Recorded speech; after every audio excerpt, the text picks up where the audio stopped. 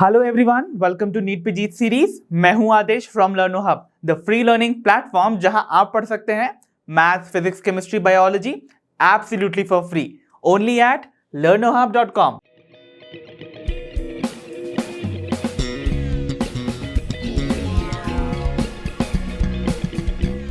तो बच्चों, आज के सेशन में हम डिस्कस करने जा रहे हैं हमारी नीट बायोलॉजी के next chapter that is mineral nutrition, और साथ ही करेंगे इस चैप्टर के सारे इंपॉर्टेंट कॉन्सेप्ट्स को crystal clear. So without wasting much time, let's get started.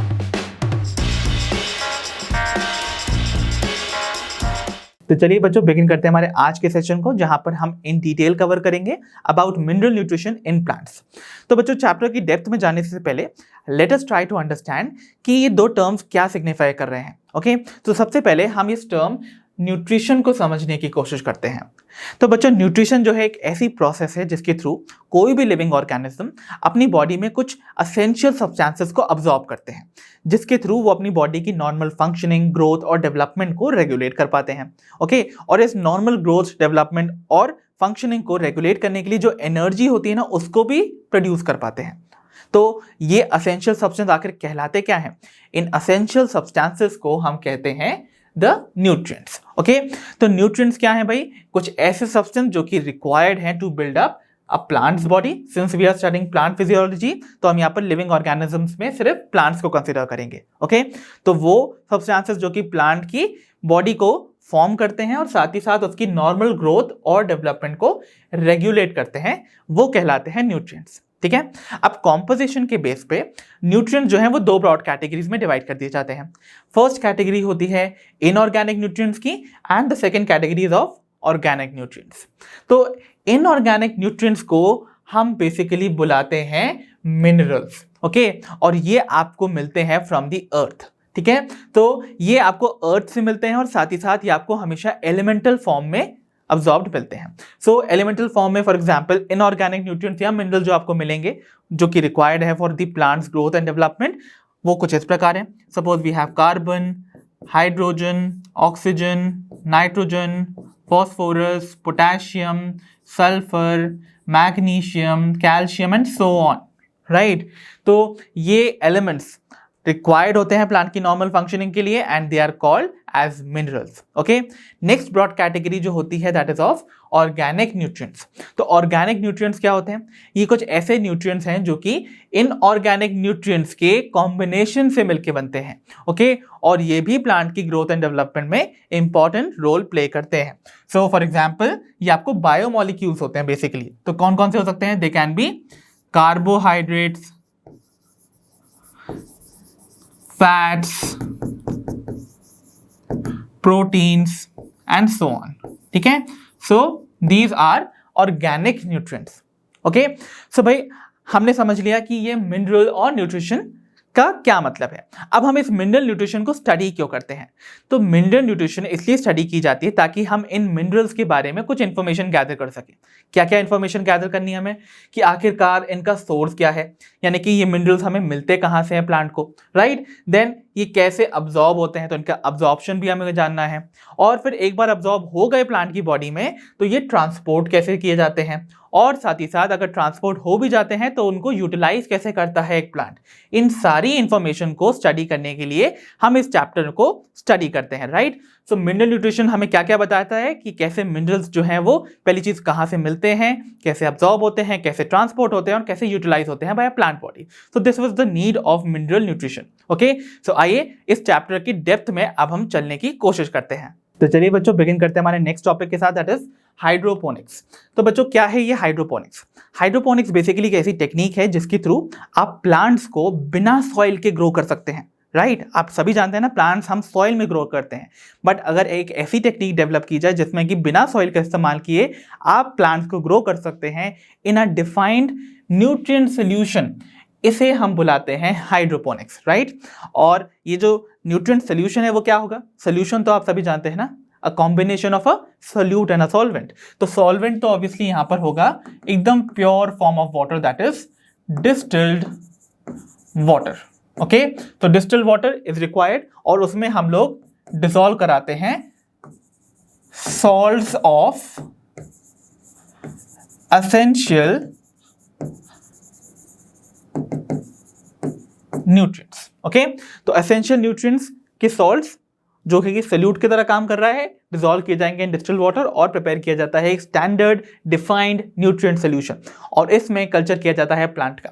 So since इस टेक्निक में आप सॉइल का बिल्कुल भी इस्तेमाल नहीं कर रहे हो, इसीलिए हम इसको बुलाते हैं सॉइललेस कल्चर, या फिर क्योंकि हम इस टेक्निक में न्यूट्रिएंट सॉल्यूशन का इस्तेमाल करके प्लांट्स ग्रो कर रहे हैं, तो इसलिए हम इसको बुलाते हैं सॉल्यूशन कल्चर। ठीक है, तो ये दो नाम अगेन रिप्रेजेंट कर रहे हैं हाइड्रोपोनिक्स को, और इस एंटायर टेक्निक को डेवलप किया था एक जर्मन बॉटनिस्ट जिनका नाम था जूलियस वॉन सैक्स इन द ईयर 1860। ओके, तो आइए देखते हैं इस टेक्निक में कैसे प्लांट्स जो हैं वो ग्रो होते हैं। तो इस टेक्निक को परफॉर्म करने के लिए आपको एक कंटेनर में थ्रू दिस फनल ऐड करना होगा अपना डिफाइंड न्यूट्रिएंट सॉल्यूशन, मतलब आप वाटर और न्यूट्रिएंट्स को ऐड कर रहे हो ताकि इस कंटेनर के अंदर आपका न्यूट्रिशन या न्यूट्रिएंट सॉल्यूशन जो है वो फिल्ड अप रहे। ओके, एंड आप प्लांट को यहाँ डिप करते हो उसके रूट्स को। एंड रिमेंबर, जो हाइड्रोपोनिक्स की टेक्निक है उसके लिए एक बहुत ही क्रूशियल जो रोल है वो होता है एयर का। ओके, बिकॉज प्लांट के जो रूट्स होते हैं उनको एयर बहुत ही इंपॉर्टेंटली चाहिए होती है, तो एरेशन के लिए आप इस एरेटिंग ट्यूब का इस्तेमाल करते हैं, means to send in air. Okay, ताकि इस एयर का सॉइल के जो प्लांट्स के जो रूट्स हैं वो इस्तेमाल कर सकते हैं और अपनी ग्रोथ एंड डेवलपमेंट को कंटिन्यू कर सकते हैं। So that is a very crucial आप कह सकते हो क्राइटेरिया जो कि इंपॉर्टेंट है for the technique of hydroponics to occur. Okay, तो आइए देखते हैं इस टेक्निक की सिग्निफिकेंस क्या है। तो सबसे पहले हम इस टेक्निक को इस्तेमाल करते हैं to study the role of various nutrients and their deficiency symptoms. Okay, तो देखिए बच्चों, यहाँ पर इस टेक्निक में हम एक सोल्यूशन ऐड कर रहे हैं ना, न्यूट्रिएंट सोल्यूशन, जिसमें कि हम अपने एसेंशियल एलिमेंट्स को उनके सॉल्ट्स के फॉर्म में ऐड कर रहे हैं। तो अगर मुझे चेक करना है कि एक स्पेसिफिक एलिमेंट का क्या इंपॉर्टेंस है एक प्लांट के लिए, या अगर वो सोल्यूशन में ऐड ना किया जाए तो प्लांट पे उसका क्या असर पड़ेगा, तो अगर मैं अपना सोल्यूशन तैयार करते समय उस एलिमेंट को ऐड ना करूं तो देखेंगे आप प्लांट्स में आपको कुछ मॉर्फोलॉजिकल चेंजेस, विजिबल चेंजेस देखने को मिलेंगे। ओके, तो वो बेसिकली कहलाएंगे द डेफिशिएंसी सिम्टम्स। ओके, तो वो क्यों डेवलप हुए? वो डेवलप हुए because of the deficiency of that particular element या न्यूट्रिएंट। इसीलिए तो इसका मतलब ये एक ऐसी टेक्निक है जिससे कि आप प्लांट के लिए कौन सा इंपॉर्टेंट एलिमेंट है उसको एक तरह से स्टडी कर सकते हैं और उसकी कमी से क्या आपको चेंज देखने को मिलेंगे in the normal growth and development of a plant, वो भी समझ सकते हैं। ओके, सेकेंडली नाउ डेज इस टेक्निक को इस्तेमाल किया जा रहा है to produce commercially the vegetables like tomato, seedless cucumber and lettuce. So इस टेक्निक का एक कमर्शियल यूज भी है to grow certain vegetables like this, जिसमें कि tomato, seedless cucumber and lettuce को ग्रो किया जाता है। So I hope all these things regarding the hydroponics is very clear. तो चलिए बच्चों बिगिन करते हैं हमारे नेक्स्ट टॉपिक के साथ, that is essential mineral elements. तो बच्चों एक प्लांट के अंदर आपको बहुत सारे मिनरल एलिमेंट्स देखने को मिलते हैं। इनफैक्ट आपको पता होगा कि टोटल 105 एलिमेंट्स जो अभी तक डिस्कवर हुए हैं उनमें से मोर देन 60 एलिमेंट्स एक प्लांट के अंदर पाए जाते हैं। तो आपके मन में सवाल आ रहा होगा कि हमें कैसे पता कि स्पेसिफिक प्लांट के अंदर ये मोर देन 60 एलिमेंट्स प्रेजेंट है। So the answer to this is going to be the advancement in techniques. अभी तक ऐसी टेक्निक्स डेवलप कर ली जा चुकी हैं जिनकी मदद से आप एक मिनरल एलिमेंट को डिटेक्ट कर सकते हैं at a concentration even as low as 10 to the power -8 gram पर ml, यानी कि इतनी लो कॉन्सेंट्रेशन पे प्रेजेंट कोई मिनरल अगर आपको मिलता है आप उसको भी डिटेक्ट कर सकते हैं विद दी एडवांस्ड टेक्निक्स जो अभी तक डेवलप हो चुकी हैं सो फार। ओके, सो बट सवाल क्या होता है, देखिए एक प्लांट जो कि किसी रेडियो एक्टिव साइट पे ग्रो कर रहा है, वहां पर जो प्लांट है अगर आप उसको डिटेक्ट करेंगे उसमें देखेंगे तो आपको एक स्ट्रोंशियम जो कि एक रेडियो एक्टिव एलिमेंट है वो भी देखने को मिलेगा उसके अंदर एक्यूमुलेटेड। इवन एक प्लांट जो कि सपोज किसी गोल्ड माइन के पास ग्रो कर रहा है तो उसमें आपको हो सकता है गोल्ड एक्यूमुलेटेड मिले। कुछ ऐसे प्लांट्स हैं जिनके अंदर सेलेनियम भी आपको एक्यूमुलेटेड मिलता है। तो क्या ये जो एलिमेंट्स हैं, ये जो इतनी डाइवर्सिटी ऑफ एलिमेंट्स आपको प्लांट के अंदर देखने को मिलती है, क्या ये सभी के सभी प्लांट्स की ग्रोथ एंड डेवलपमेंट के लिए एक बहुत इंपॉर्टेंट रोल प्ले करते हैं? वो हम कैसे पता करें? तो उसके लिए we have to have some criteria ना, जिससे हम बता सकें कि ये पर्टिकुलर एलिमेंट्स हैं जो कि प्लांट की ग्रोथ एंड डेवलपमेंट के लिए बहुत ही क्रूशियल हैं, इनकी एब्सेंस में प्लांट ग्रो नहीं कर सकता। तो उन क्राइटेरिया को समझने के लिए उनको सबसे पहले तो प्रपोज किया था दो साइंटिस्ट ने मिलकर, जिनका नाम था आर्नन एंड स्टाउट। तो आइए अब हम अपकमिंग स्लाइड में समझते हैं कि कैसे वो क्राइटेरिया जो है बताते हैं कि पर्टिकुलर एलिमेंट प्लांट की ग्रोथ एंड डेवलपमेंट के लिए एक सिग्निफिकेंट रोल प्ले करता है। तो बच्चों अब हम डिस्कस करने जा रहे हैं कुछ क्राइटेरिया जिनके बेसिस पे हम ये डिसाइड कर सकते हैं कि एक स्पेसिफिक एलिमेंट किसी प्लांट की ग्रोथ एंड डेवलपमेंट के लिए असेंशियल है या नहीं। So our topic is criteria for essentiality of mineral nutrients in plants. So इन क्राइटेरिया को जैसा कि मैंने आपको बताया है प्रपोज किया था दो साइंटिस्ट ने जिनका नाम था Arnon and Stout. So Arnon and Stout ने इन द ईयर 1939 प्रपोज किए थे 3 क्राइटेरिया जिनके बेसिस पे हम ये बता सकते हैं कि एक एलिमेंट प्लांट के लिए असेंशियल है या नहीं। कौन कौन से हैं वो क्राइटेरिया, चलिए देखते हैं। पहला criteria is element must be directly involve in the plant metabolism. मतलब एक एलिमेंट किसी प्लांट की ग्रोथ एंड डेवलपमेंट के लिए असेंशियल तभी है जब वो प्लांट के अंदर हो रही बहुत सारी जो केमिकल रिएक्शंस होती हैं ना, जिनमें बहुत सारे बायोमोलिक्यूल्स बनते हैं, ब्रेक होते हैं, उनमें डायरेक्टली अपना एक रोल प्ले करता है, तभी एक एलिमेंट प्लांट के लिए असेंशियल माना जाता है। I hope the first criteria is clear. Then second criteria is element must be absolutely necessary for supporting normal growth and reproduction। मतलब एक एलिमेंट प्लांट की ग्रोथ और रिप्रोडक्शन के लिए एब्सोल्युटली नेसेसरी होना चाहिए। इसका मतलब ये हुआ अगर वो एलिमेंट प्लांट की बॉडी से एलिमिनेट हो जाता है तो प्लांट की नॉर्मल ग्रोथ रुक जाती है और साथ ही साथ वो अपनी लाइफ साइकिल कंप्लीट नहीं कर पाता है। और अगर लाइफ साइकिल कंप्लीट नहीं कर पाएगा तो इसका मतलब वो सीड सेट नहीं करेगा और फर्दर जनरेशन आपको प्लांट की देखने को नहीं मिलेंगी। सो this is the second criteria जो कि बताता है कि एक एलिमेंट प्लांट के लिए असेंशियल है या नहीं। Then we have the third criteria. Third criteria says requirement of the element must be specific and irreplaceable। मतलब एक एलिमेंट की प्लांट के अंदर जो रिक्वायरमेंट है वो स्पेसिफिक होना चाहिए। मतलब प्लांट के अंदर एक एलिमेंट एक स्पेसिफिक रोल परफॉर्म करना चाहिए और वो रोल यूनिक होना चाहिए उसी एलिमेंट के लिए। मतलब ऐसा रोल कोई दूसरा एलिमेंट परफॉर्म ना कर पाए और साथ ही साथ इसीलिए वो एलिमेंट प्लांट के अंदर इररिप्लेसेबल होना चाहिए। देखिए इसको समझने के लिए हम समझते हैं एक प्लांट के अंदर सपोज अगर मैं एक एलिमेंट को रिमूव कर दूं तो आपको पता है जब किसी एलिमेंट की डेफिशिएंसी हो जाती है प्लांट के अंदर तो वो शो करते हैं कुछ मॉर्फोलॉजिकल चेंजेस जिन्हें हम बुलाते हैं द डेफिशिएंसी सिम्टम्स, राइट। तो वो डेफिशिएंसी सिम्टम्स तभी डिसअपीयर होने चाहिए जब वही एलिमेंट वापस से सप्लाई किया जाए प्लांट को जिसकी वजह से उसकी डेफिशिएंसी अराइज हुई थी, राइट। ओके एंड ऐसा ना होना चाहिए कि कोई दूसरा एलिमेंट की सप्लाई करने से वो पहले वाले एलिमेंट की डेफिशिएंसी सिम्टम डिसअपीयर हो जाए। मतलब पहले वाले एलिमेंट का जो रोल है वो सिर्फ फर्स्ट एलिमेंट ही परफॉर्म कर पाए, कोई दूसरा एलिमेंट परफॉर्म ना कर पाए, right. So this is the third criteria जो कि हमें बताता है कि कौन से वो एलिमेंट्स हैं जो कि प्लांट के लिए असेंशियल है। सो इन क्राइटेरिया के ऊपर हमने बहुत सारे एलिमेंट्स को असेस किया और हमको अपनी असेसमेंट पे ये पता चलता है कि देयर आर टोटल 17 एलिमेंट जो कि प्लांट की ग्रोथ एंड डेवलपमेंट के लिए माने जाते हैं essential. So total there are 17 essential elements. So I hope ये क्राइटेरिया और आपको टोटल नंबर ऑफ जो एलिमेंट्स असेंशियल है प्लांट के लिए ये सारी इंफॉर्मेशन अच्छे से समझ आई होगी। तो चलिए बच्चों अब हम बिगिन करते हैं हमारे नेक्स्ट टॉपिक के साथ, that is the types of essential elements.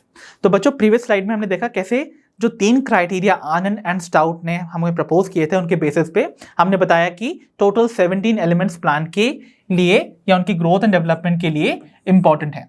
तो टोटल 17 एलिमेंट्स आपको देखने को मिले थे essential for the plant growth and development. तो 17 असेंशियल एलिमेंट्स हैं। अब ये जो 17 असेंशियल एलिमेंट्स हैं इनको भी फर्दर 2 ब्रॉड कैटेगरीज में डिवाइड किया गया है बेस्ड ऑन कि कितनी अमाउंट में रिक्वायर्ड है for the plant body. Okay so अगर इनकी रिक्वायरमेंट प्लांट को बहुत ज्यादा अमाउंट में है so we call them macronutrients, और अगर इनकी रिक्वायरमेंट कम अमाउंट में है for the plant body then we call it micronutrients। तो अगर macronutrients हैं तो कितनी लार्ज क्वांटिटी में रिक्वायर्ड होंगे, that should be more than 10 millimole per kilogram of dry matter या dry weight of the plant body। while अगर हम बात करें micronutrients की तो ये less than 10 millimole per kilogram of dry matter या dry weight of plant body की क्वांटिटी में रिक्वायर्ड होते हैं बाय द प्लांट। ओके अब सिंस ये लार्ज क्वांटिटी में मैक्रोन्यूट्रिएंट्स प्रेजेंट है इसीलिए इनको डिटेक्ट करना बहुत आसान है। वाइल अगर हम बात करें मैक्रोन्यूट्रिएंट्स की तो सिंस ये बहुत कम क्वांटिटी में प्रेजेंट है इसलिए they are very difficult to detect और इसीलिए हम माइक्रोन्यूट्रिएंट्स को ट्रेस एलिमेंट्स भी बुलाते हैं।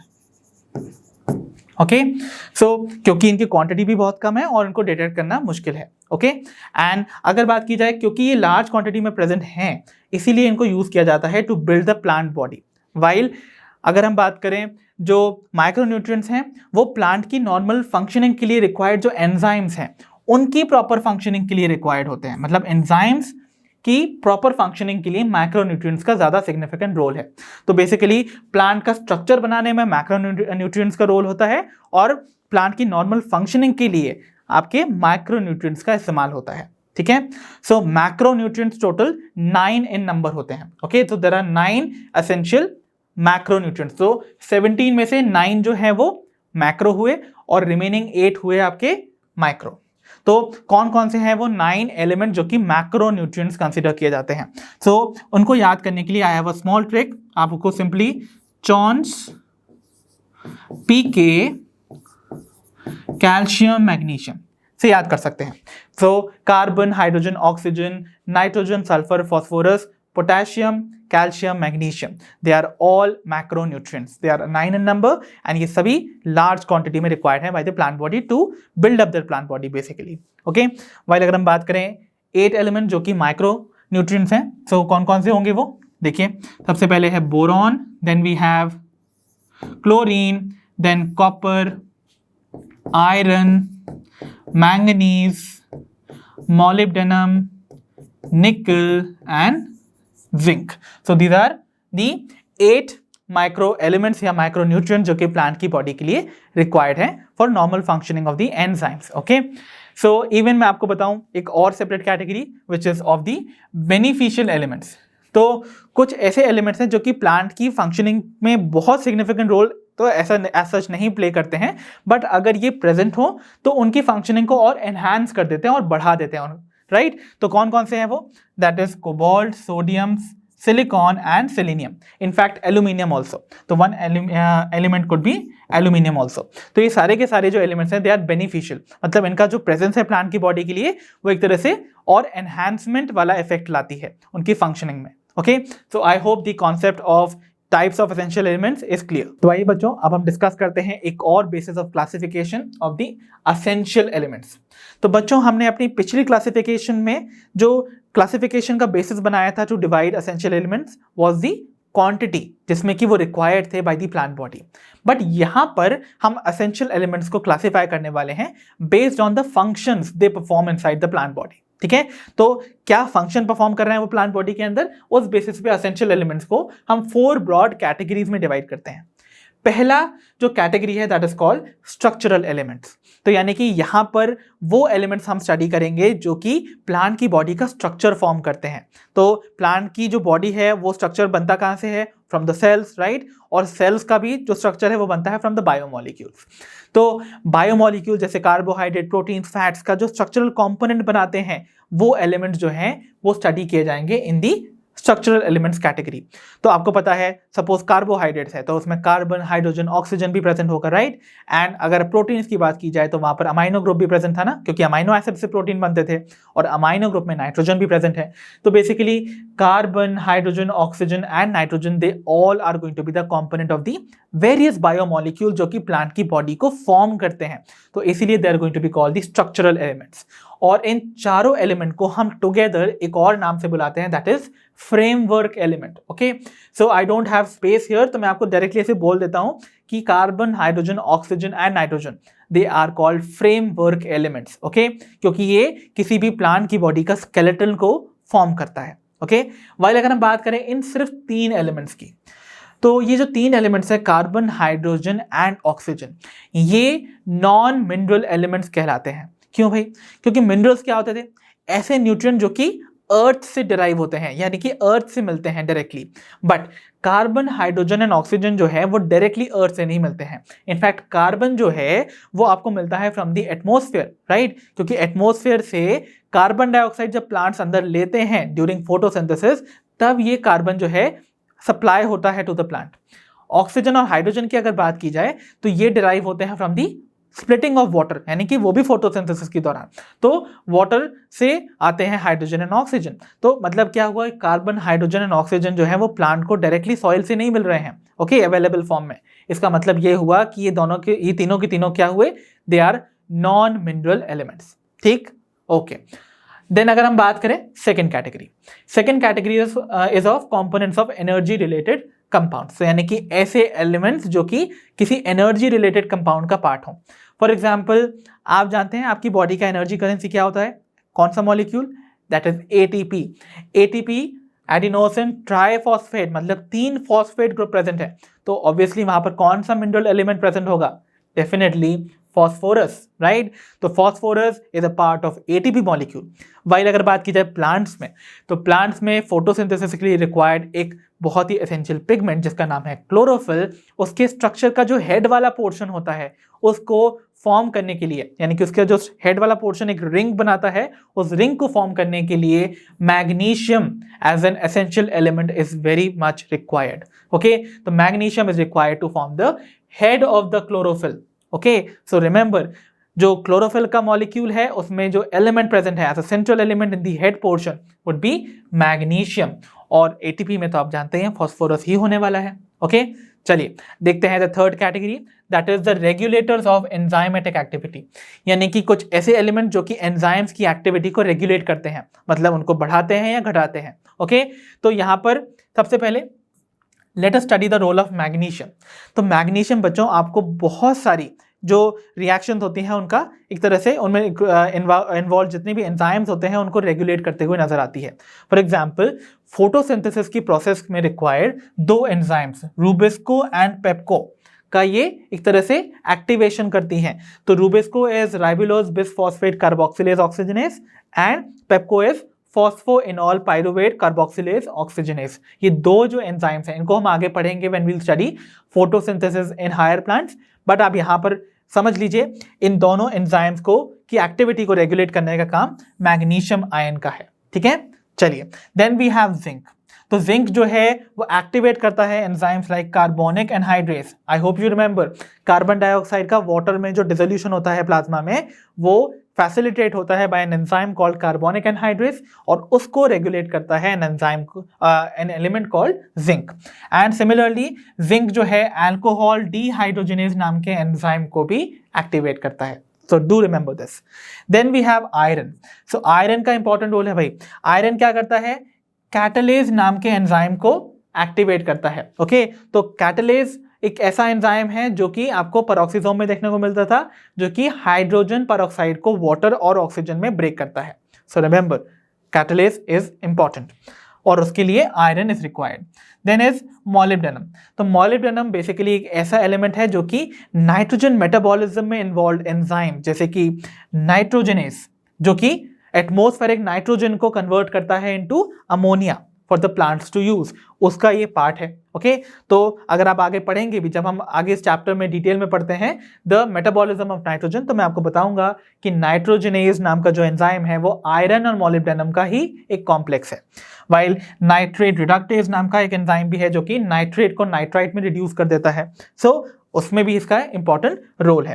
तो इसका मतलब molybdenum is an important and essential part of those enzymes जो कि इन्वॉल्व है नाइट्रोजन की मेटाबॉलिज्म में। सिमिलरली अगर मैं आपको एक और दूं, दैट इज निकल। तो ये जो निकल नाम का एलिमेंट है ये रिक्वायर्ड होता है for an enzyme called urease, okay. So इस तरीके से ये लिस्ट ऑफ आपको एलिमेंट्स और उनका क्या रोल है किस एंजाइम की एक्टिविटी में, ओके, वो आपको मेंशन्ड है। So you can take a note of it. Then अगर हम बात करें रेगुलेटर्स ऑफ ऑस्मोटिक कॉन्सेंट्रेशन, यानी कि वो एंजाइम जो कि प्लांट के अंदर ऑस्मोटिक कॉन्सेंट्रेशन यानी कि सोल्यूट के कॉन्सेंट्रेशन को मेंटेन करते हैं। तो कौन कौन से होंगे वो, they're going to be sodium, potassium and chlorine. Sodium, potassium, chlorine का डायरेक्ट रोल है to maintain the osmotic concentration inside the cell. So I hope you broad categories of various essential elements based on क्या function वो perform करते हैं plant के अंदर आपको समझ आई होंगी। तो आइए बच्चों अब हम बिगिन करने जा रहे हैं with the role of several macronutrient जो कि प्लांट बॉडी के अंदर रिक्वायर्ड होते हैं। So I hope you remember macronutrients क्या होते थे बच्चों। मैक्रोन्यूट्रिएंट्स वो न्यूट्रिएंट जो कि प्लांट की बॉडी में रिक्वायर्ड होते थे इन लार्ज क्वांटिटी।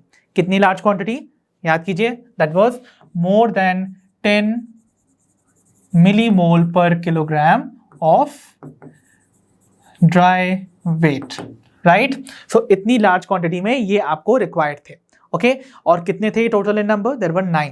बट हम अपनी जो स्टडी है जिसमें कि हम रोल स्टडी करने वाले हैं मैक्रोन्यूट्रिएंट्स का प्लांट की बॉडी में, उनमें से स्टार्टिंग के 3 एलिमेंट्स यानी कि कार्बन, हाइड्रोजन और ऑक्सीजन को कवर नहीं करेंगे, बिकॉज कार्बन, हाइड्रोजन, ऑक्सीजन जो है वो हर कंपोनेंट का हिस्सा है एक प्लांट की बॉडी में, ओके और बेसिकली वो स्ट्रक्चरल एलिमेंट्स ही हैं, क्योंकि वो कार्बन, हाइड्रोजन और ऑक्सीजन जो है प्लांट की बॉडी की रिक्वायर्ड जितना भी स्ट्रक्चर है, जैसे कि बायोमोलिक्यूल जो उनका स्ट्रक्चर फॉर्म करते हैं, उनका हिस्सा बनते हैं बस, ओके।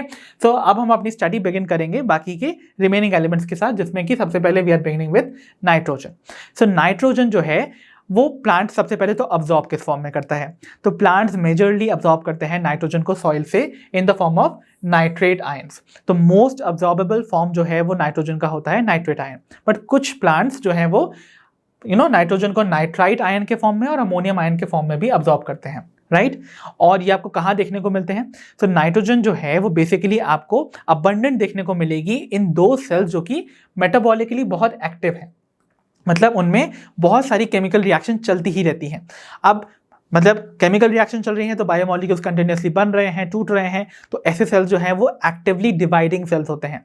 और प्लांट्स के अंदर एक्टिवली डिवाइडिंग सेल्स आपको कहाँ देखने को मिलते थे, yes you used to see them in the meristematic tissue, right. तो इसका मतलब मेरिस्टेमेटिक टिश्यूज वाले रीजन में आपको नाइट्रोजन अबंडेंट अमाउंट में देखने को मिलती है। इनफैक्ट नाइट्रोजन जो है वो बहुत सारे बायोमोलिक्यूल्स का कंपोनेंट है। फॉर एग्जांपल नाइट्रोजन जो है वो आपको प्रोटीन्स में देखने को मिलती है। वाई, बिकॉज आपको पता है प्रोटीन्स मिलकर बनते हैं अमाइनो एसिड से, और अमाइनो एसिड्स में अमाइनो ग्रुप प्रेजेंट है, मतलब नाइट्रोजन तो होगा ही ना obviously. Then we have nucleic acids. आपको पता है न्यूक्लिक एसिड्स जो है उनका एक असेंशियल कंपोनेंट होता है द नाइट्रोजनस बेसिस, और नाइट्रोजनस बेसिस को नाइट्रोजनस बेसिस इसलिए ही बुलाते हैं क्योंकि उनकी साइक्लिक रिंग में नाइट्रोजन प्रेजेंट है, इसीलिए ऑब्वियसली न्यूक्लिक एसिड जो है वो नाइट्रोजन कंटेन करते हैं। Then we have vitamins. तो आपको पता ही है वाइटामिन्स को इनिशियली पता है वाइटामिन्स क्यों बुलाते थे, क्योंकि उसको माना जाता था वो 2 वर्ड्स का कॉम्बिनेशन है, vital amines, okay.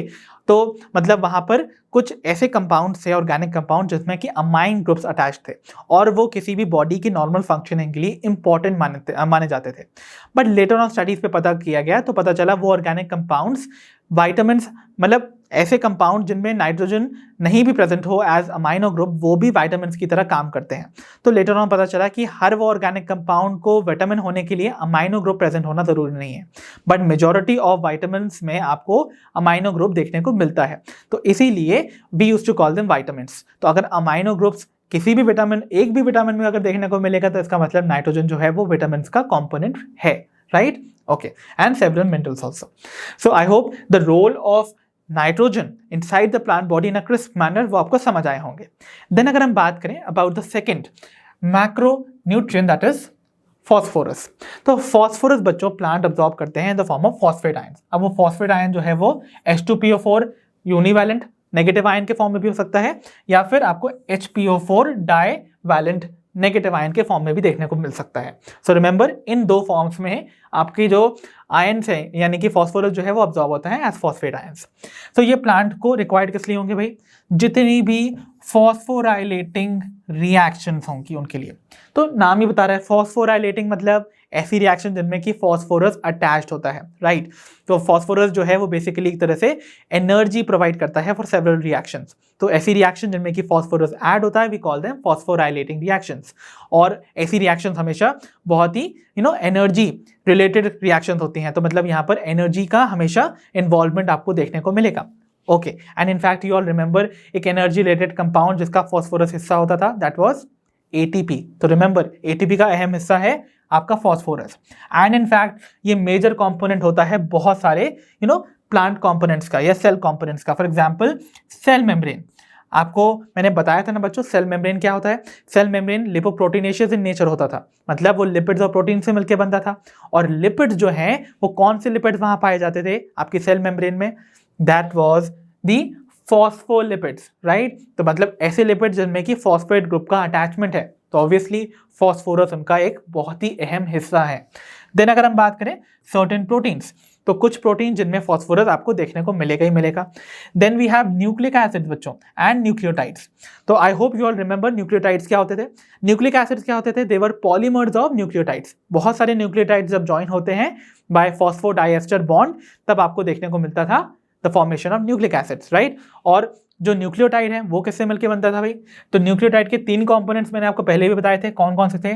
One was the pentose sugar, तो आपको 5 कार्बनिक शुगर देखने को मिलती थी, जिससे कि आपको एक नाइट्रोजनस बेस अटैच देखने को मिलता था, और दूसरी तरफ क्या देखने को मिलता था, the phosphate group.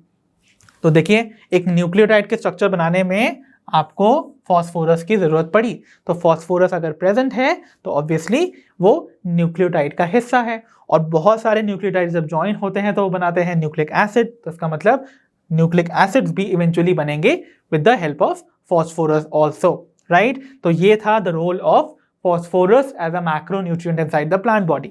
Then we move on to the third macronutrient, that is potassium. ठीक है, तो अगर अब बात करें पोटेशियम की, तो सबसे पहले तो ये अब्जॉर्ब किस फॉर्म में होगा, तो ऑब्वियसली पोटेशियम आयन के फॉर्म में, है ना। एक सिंगली, आप जानते हैं इसका एटॉमिक नंबर 11 होता है, तो ये सिंगल यूनिवैलेंट पॉजिटिव आयन प्रोड्यूस करता है। और अबंडेंट ये कहाँ होगा, तो अबंडेंट ये आपको देखने को मिलता है इन द मेरिस्टेमेटिक टिश्यूज। ठीक है, तो मेरिस्टेमेटिक यानी कि एक्टिवली डिवाइडिंग टिश्यूज में, लाइक दी आपके नाइट्रोजन की तरह पोटेशियम भी आपको एक्टिवली डिवाइडिंग सेल्स में देखने को मिलेगा। बड्स होती हैं उनमें, लीव्स में, एज वेल एज रूट की टिप्स में आपको पोटेशियम आयन की प्रेजेंस देखने को मिलती है, राइट, इन दी अबंडेंट क्वांटिटी। और इनका क्या रोल है, तो मैंने आपको जब पिछली स्लाइड में फंक्शंस के बेसिस पे आयंस को या फिर मिनरल एलिमेंट्स को डिवाइड करना बताया था, तो आई हैड टॉट यू कुछ ऐसे भी एलिमेंट्स थे जो कि ऑस्मोटिक कॉन्सेंट्रेशन को सेल के अंदर मेंटेन करते हैं, राइट। तो उनमें पोटेशियम, सोडियम और क्लोराइड होते थे ना, तो दैट मीन्स पोटेशियम का यहाँ भी रोल है, तो it maintains the ionic balance and the turgidity of cells. Ionic balance मतलब कैटायंस और एनायंस का जो अमाउंट है उसको बैलेंस करने का काम आपकी पोटेशियम आयन का है inside a cell, and turgidity of cell को भी ये मेंटेन करते हैं, बिकॉज जिस सेल में पोटेशियम आयन यानी कि सल्यूट का कॉन्सेंट्रेशन होगा ज्यादा, वो कंडीशन शो करेगा हाइपरटोनिक, और वो नेबरिंग सराउंडिंग से हमेशा वाटर को अब्सॉर्ब कर लेगी, तो यानी कि वो अपने सेल को टर्जिड अमाउंट में या टर्जिड कंडीशन में मेंटेन करके रखता है, इफ अगर सेल के अंदर पोटेशियम आयन प्रेजेंट हो। And it also regulates stomatal and enzymatic activities. तो स्टोमेटा की एक्टिविटी और एंजाइम्स की एक्टिविटी को रेगुलेट करता है, और स्टोमेटा की एक्टिविटी से आपको याद आ गया होगी वो थ्योरी जिससे कि स्टोमेटा ओपन होते थे, याद है आप सभी को। वो थ्योरी क्या थी, उसका नाम था active potassium ion pump theory, जो कि प्रपोज की थी लेविट ने, याद है। तो मैंने आपको बोला था कि स्टोमेटा को अगर ये क्लोज्ड कंडीशन से ओपन करवाना है, तो सब्सिडरी सेल से पोटेशियम आयन जो थे वो इनफ्लक्स होते थे, जिसकी वजह से वाटर भी एंटर करता था, है ना, क्योंकि पोटेशियम आयन अगर आपके गार्ड सेल में एंटर करेंगे तो हाइपरटोनिक कंडीशन क्रिएट होगी और वाटर भी पीछे से एंटर कर जाएगा, और उसकी वजह से आपके गार्ड सेल जो थे वो ऐसे ओपन हो जाएंगे, और उनकी ओपनिंग से स्टोमेटा भी ओपन हो जाता है। तो स्टोमेटा की ओपनिंग में अगेन पोटेशियम आयन का डायरेक्ट रोल है, और थ्योरी का नाम ही था active potassium ion pump theory. So this how the 3 macronutrients के जो रोल्स हैं वो मैंने आपको समझा दिए। अब हम बढ़ते हैं रिमेनिंग 3 मैक्रोन्यूट्रिएंट्स जो कि अभी तक बचे हैं, और उनके रोल्स को हम समझने की कोशिश करते हैं। तो आइए बच्चों, अब हम बिगिन करते हैं with the role of several other macronutrients, जिनमें की we are beginning with magnesium. तो मैग्नीशियम बच्चों प्लांट्स अब्सॉर्ब करते हैं एज मैग्नीशियम आयन, ओके। तो इट इज डाइवैलेंट आयन जिसको कि प्लांट्स अब्सॉर्ब करते हैं, और मैग्नीशियम का इंपॉर्टेंट रोल है टू एक्टिवेट दोज एंजाइम जो कि रेस्पिरेशन और फोटोसिंथेसिस की प्रोसेस में इन्वॉल्व है, ओके। तो रेस्पिरेशन और फोटोसिंथेसिस की प्रोसेस में इन्वॉल्व एंजाइम्स को ये क्या करता है, एक्टिवेट करता है। याद है आप सभी को, मैंने आपको बिगनिंग में ही बताया था कि मैग्नीशियम जो है it activates enzymes like PEPCO and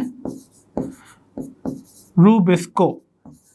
तो ये 2 जो एंजाइम्स हैं फोटोसिंथेसिस में इन्वॉल्व हैं, कार्बन डाइऑक्साइड की फिक्सेशन में इन्वॉल्व है, राइट। सो इन दोनों एंजाइम्स को एक्टिवेट करने के लिए again you require magnesium ion, okay. So I hope ये आपको याद रहेगा कि एंजाइम्स उन एंजाइम्स को एक्टिवेट करता है ये जो रेस्पिरेशन फोटोसिंथेसिस में इन्वॉल्व है, और साथ ही साथ ये इन्वॉल्व होता है डीएनए और आरएनए की सिंथेसिस में। तो ये भी आपको याद रखना है, डीएनए आरएनए सिंथेसिस में मैग्नीशियम आयन इज रिस्पॉन्सिबल।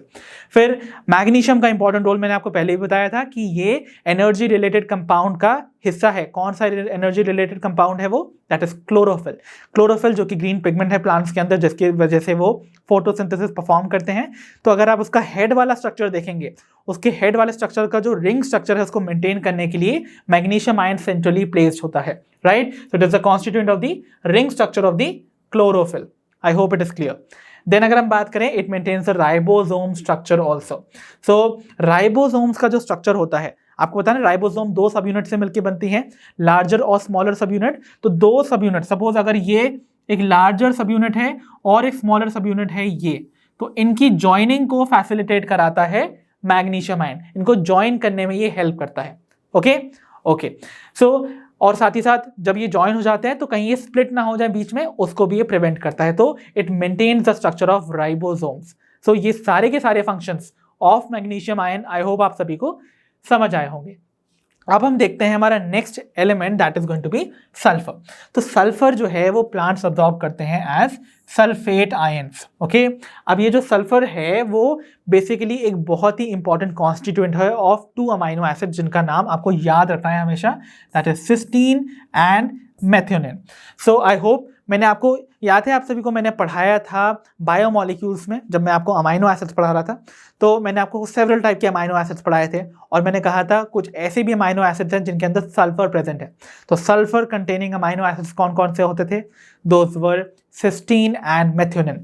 तो सिस्टीन और मेथियोनिन का एक इंपॉर्टेंट कॉन्स्टिट्यूएंट है द सल्फर। ओके, ठीक है। और ये कॉन्स्टिट्यूएंट होते हैं और भी बहुत सारे कंपोनेंट्स के of a cell. For example they are a part of coenzymes, मतलब ये कोएंजाइम्स के पार्ट है, मतलब ऐसे नॉन प्रोटीन पार्ट जो कि एंजाइम के फंक्शनिंग के लिए एसेंशियल हैं, तभी ये कहलाते हैं कोएंजाइम्स, क्योंकि एंजाइम के साथ ये कोऑपरेट करते हैं to bring about the enzymatic activity. ठीक है, तो ये कोएंजाइम्स का पार्ट्स हैं और सर्टेन विटामिन जैसे कि thiamine, biotin and coenzyme A का ये हिस्सा है। एंड लास्टली ये पार्ट होते हैं फेरेडॉक्सिन नाम के एक प्रोटीन कॉम्प्लेक्स की, जो कि इन्वॉल्व होता है in the electron transport chain. तो आई होप ये सारे के सारे जो स्ट्रक्चर्स जिनमें कि आपका सल्फर प्रेजेंट है वो आपको समझ आए होंगे, उनका क्या रोल है एक प्लांट की बॉडी में। Then we move on to the third type. तो थर्ड जो हमारा यहाँ पर मैक्रोन्यूट्रिएंट है स्लाइड का, that is calcium. So calcium जो है अगेन अब्सॉर्ब होगा as calcium divalent positive ion, right? और ये प्लांट रिक्वायर करते हैं in the meristematic and the permanent tissues. Okay, तो जितने भी मेरिस्टेमेटिक और परमानेंट टिश्यूज हैं उन सब में इसकी रिक्वायरमेंट होने वाली है। Even they are required for the formation of cell wall. याद है आप सभी को, दो सेल वॉल के बीच में ये ज्वाइन करने के लिए एक लेयर होती थी जिसे हम कहते थे मिडिल लैमेला, और वो मिडिल लैमेला बनती थी कैल्शियम पेक्टेट की। तो कैल्शियम अगेन वहां रिक्वायर्ड है for the synthesis of cell wall, उनकी ज्वाइनिंग में। ठीक है, and then we have for the formation of mitotic spindle also. तो माइटोसिस के टाइम पे जो स्पिंडल फाइबर्स बनते हैं ना, उनकी फॉर्मेशन के लिए भी कैल्शियम आयन रिक्वायर्ड है। ओके, और ये एक्यूमुलेट होता है हमेशा कहाँ पर?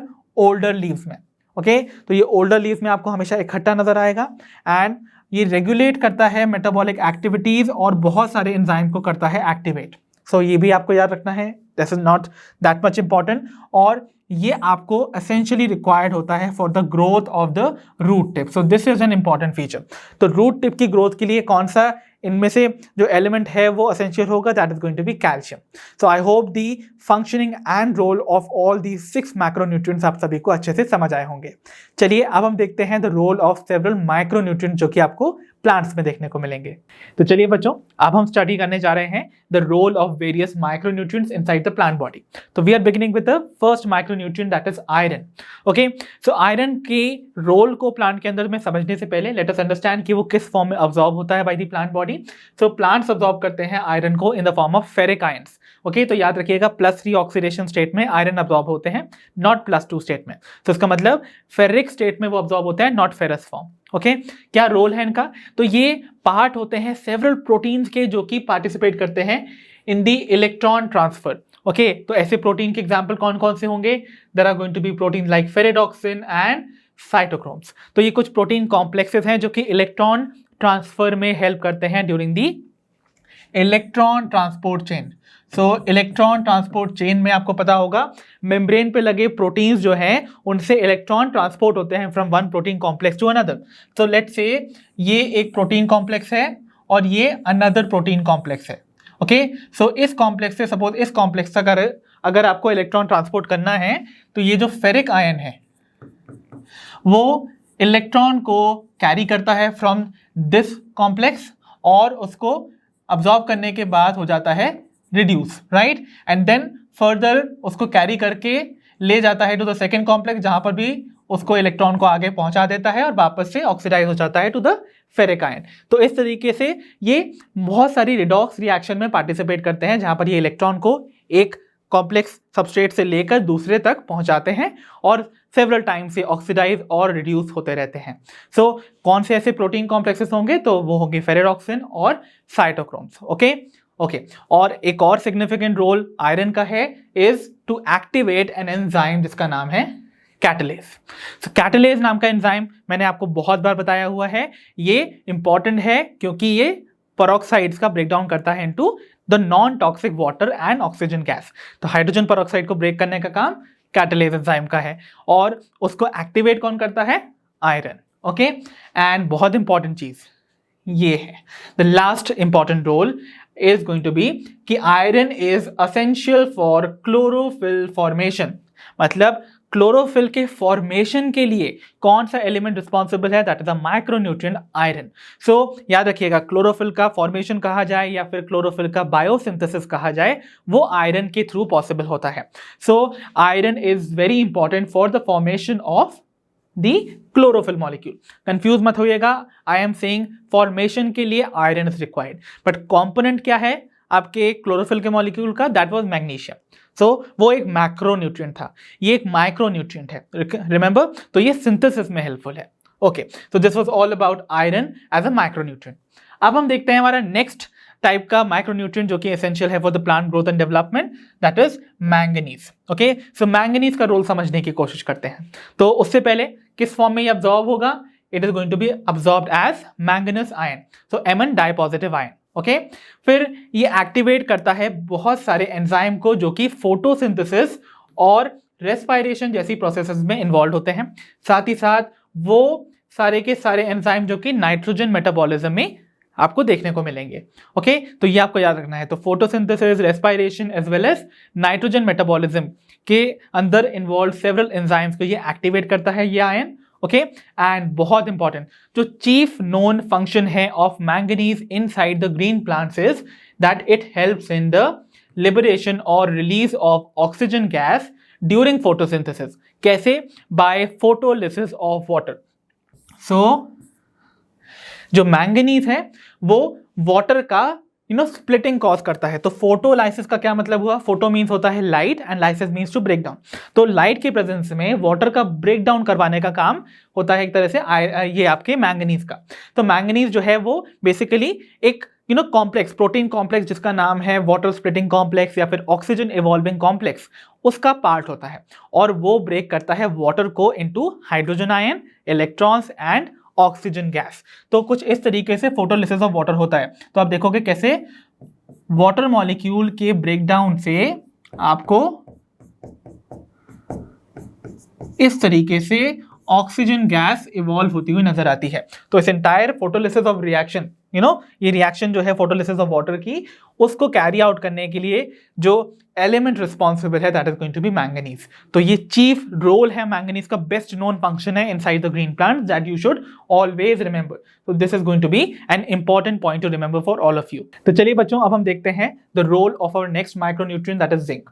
तो बच्चों, जिंक प्लांट्स अब्सॉर्ब करते हैं in the form of Zn dipositive ion. Okay, so ये एक्टिवेट करता है वेरियस एंजाइम्स को प्लांट्स के अंदर, खास करके कौन से भाई? कार्बोक्सिलेसेस को। तो कार्बोक्सिलेसेस बेसिकली कौन से एंजाइम्स हुए? वो एंजाइम जो कि कार्बोक्सिलेशन कॉज करवाते हैं, मतलब addition of carbon dioxide to the substrate. तो सबस्ट्रेट पर कार्बन डाइऑक्साइड की एडिशन कॉज करवाने वाले एंजाइम्स होते हैं कार्बोक्सिलेसेस, और ऐसे एंजाइम्स को एक्टिवेट करते हैं जिंक। ठीक है, तो जिंक का इंपॉर्टेंट रोल है इनके एक्टिवेशन में। देन एक और इंपॉर्टेंट फंक्शन जिंक से रिलेटेड है, that it helps in the synthesis of oxygens. तो ऑक्सीजन्स की सिंथेसिस में, यानी कि ऑक्सीजन्स जो कि प्लांट ग्रोथ रेगुलेटर्स हैं, ये प्लांट की ग्रोथ करवाते हैं, तो ऐसे हार्मोन्स के सिंथेसिस में आपके जिंक आयन का इंपॉर्टेंट रोल है। तो आगे हम ऑक्सीजन्स के बारे में भी डिटेल में पढ़ेंगे when we will take up our next chapter, that will be plant growth and development. Okay, फिर अब हम चलें अगर अपने नेक्स्ट माइक्रोन्यूट्रिएंट की तरफ, that is going to be copper. Okay, so copper का क्या रोल है उसको समझ लेते हैं। सो कॉपर पहली चीज तो प्लांट अब्सॉर्ब करता है in the form of cupric ions. So ये क्यूप्रिक आयन है बिकॉज इसकी वैलेंसी आप जानते हैं यहाँ पर +2 लिखी है। ओके, तो क्यूप्रिक आयन के फॉर्म में अब्सॉर्ब होता है कॉपर, नॉट क्यूप्रस। क्यूप्रस में +1 होती है वैलेंसी। असेंशियल होता है ये प्लांट की ओवरऑल प्लांट मेटाबॉलिज्म के लिए। तो प्लांट के अंदर जितनी भी total sum total of all reaction हो रही हैं, उनके ओवरऑल डेवलपमेंट या फिर एक तरह से उनको एफिशिएंटली कैरी आउट करवाने के लिए कॉपर का एसेंशियल रोल है। देन अगर बात की जाए, ये सेवरल एंजाइम्स के साथ भी एसोसिएटेड होते हैं जो कि इन्वॉल्व होते हैं इन दी इलेक्ट्रॉन ट्रांसफर। तो याद है आपको, आयरन भी बहुत सारे ऐसे प्रोटीन्स का पार्ट होता था जो कि इलेक्ट्रॉन ट्रांसपोर्ट में हेल्प करते थे, इलेक्ट्रॉन कैरियर की तरह काम करते थे। सिमिलरली यहाँ पर भी बहुत सारे एंजाइम जो कि इलेक्ट्रॉन के ट्रांसफर में इन्वॉल्व हैं, कॉपर उनका हिस्सा होता है। सो इस बात को भी आपको याद रखना है। तो कॉपर एंड इवन आयरन जो हमने पहले पढ़ा था, they are going to be associated in the electron transfer. Okay, then we have the next micronutrient जो कि है मॉलिब्डेनम। ओके, तो मॉलिब्डेनम जो है बच्चों, ये अब्सॉर्ब्ड होता है in the form of molybdate ions. Okay, so this is the formula of molybdate ions. इस फॉर्म में प्लांट्स इसको अब्सॉर्ब करते हैं फ्रॉम द सॉइल, और ये कंपोनेंट होता है उन सेवरल एंजाइम्स का जो कि नाइट्रोजन मेटाबॉलिज्म में इन्वॉल्व हैं। सो याद रखिए, नाइट्रोजन मेटाबॉलिज्म में इसका इन्वॉल्वमेंट देखने को मिलेगा, जैसे कि वो एंजाइम्स फॉर एग्जाम्पल है नाइट्रोजिनेज। ओके, तो आगे जब आप पढ़ेंगे नाइट्रोजन के मेटाबॉलिज्म को, तो आप देखेंगे एक एंजाइम है कि जो नाइट्रोजन, जो एटमॉस्फेरिक नाइट्रोजन जो प्लांट्स के लिए अनअवेलेबल फॉर्म होता है, उसको कन्वर्ट करता है into usable form, that is ammonia. तो वो एंजाइम है नाइट्रोजिनेज। और ये जो नाइट्रोजिनेज नाम का एंजाइम है, ये बेसिकली कॉम्प्लेक्स होता है ऑफ मॉलिब्डेनम एंड आयरन। तो इसीलिए मैंने आपको बताया था आयरन में भी वो पार्ट होता था नाइट्रोजन मेटाबॉलिज्म का। तो iron plays an important role in nitrogen metabolism also, और साथ ही साथ उसी का पार्टनर मॉलिब्डेनम भी नाइट्रोजिनेज में ही आपके साथ आपको देखने को मिलेगा। तो नाइट्रोजिनेज नाम का जो एंजाइम है, इसके बारे में मैं यहां पर लिख देता हूं, that it is a molybdenum iron complex. तो डू रिमेंबर दिस थिंग, ठीक है। इसीलिए मॉलिब्डेनम और आयरन का कंबाइंड रोल है इन नाइट्रोजन मेटाबॉलिज्म में। एंड साथ ही साथ एक एंजाइम है जिसका नाम है नाइट्रेट रिडक्टेज, जो कि ऑब्वियसली नाइट्रोजन को रिड्यूस करेगा एज नाइट्रेट, राइट। तो नाइट्रेट को ही रिड्यूस करके किस में कन्वर्ट करेगा, ये नाइट्रेट को रिड्यूस कर देता है इनटू नाइट्राइट फॉर्म। तो ये नाइट्रेट रिडक्टेज जो है, उसका भी एसेंशियल कंपोनेंट होता है the molybdenum. So I hope the role of all these 3 micronutrients आप सभी को अच्छे से समझ आए होंगे। तो चलिए बच्चों, अब हम डिस्कस करते हैं हमारे नेक्स्ट माइक्रोन्यूट्रिएंट के रोल को, दैट इज क्लोरीन। तो बच्चों, क्लोरीन क्यों इंपॉर्टेंट है प्लांट के लिए, उसको समझ लेते हैं। तो सबसे पहले तो आपको पता होना चाहिए, क्लोरीन जो है वो क्लोराइड आयंस के फॉर्म में अब्सॉर्ब होता है। ओके, एंड ये डिटरमिन करते हैं the solute concentration and ionic balance inside the cells. तो ये तो मैंने आपको पहले ही भी बताया था, बेस्ड ऑन द फंक्शंस हमने एसेंशियल एलिमेंट्स को डिवाइड किया था ना।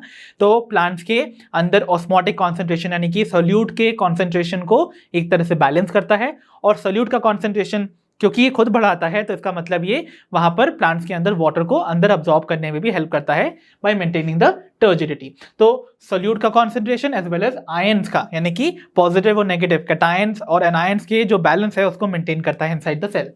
और ये इवन इन्वॉल्व होता है in the photolysis of water during the photosynthesis. तो याद है फोटोलिसिस में एक स्पेसिफिकली कौन सा माइक्रोन्यूट्रिएंट चीफली एसोसिएटेड था, दैट वाज मैंगनीज। तो manganese was a part of that complex ना, जो कि वाटर की स्प्लिटिंग करवाता था into oxygen, hydrogen ions and electrons. उसमें again you have to remember chlorine का भी एक सिग्निफिकेंट रोल है। तो chlorine is involved in the photolysis, यानी कि break down of water molecules in the presence of light during photosynthesis. Okay, ठीक है। This was all about chlorine. Then we have our next micro element or the nutrient, that is boron.